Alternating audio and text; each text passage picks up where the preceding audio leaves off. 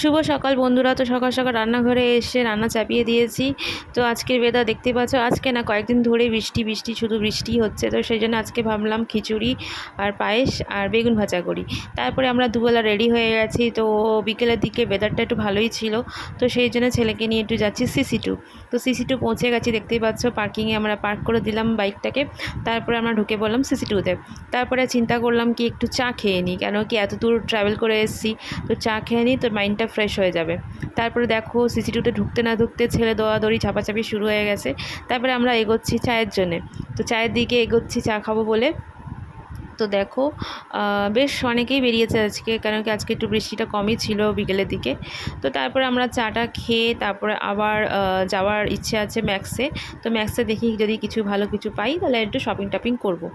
তারপরে দেখো ম্যাক্সের দিকে ঢুকে পড়ছি।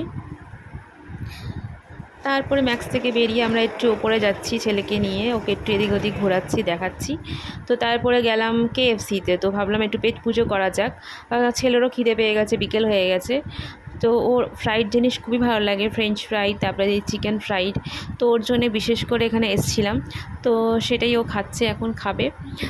তো চলো ব্লগটা এখানে শেষ করছি। আশা করি আজকে ব্লগটা তোমাদের ভালো লেগে থাকবে। ভালো লেগে থাকলে আমার চ্যানেলকে লাইক শেয়ার সাবস্ক্রাইব করতে ভুলো না। Tata, bye bye.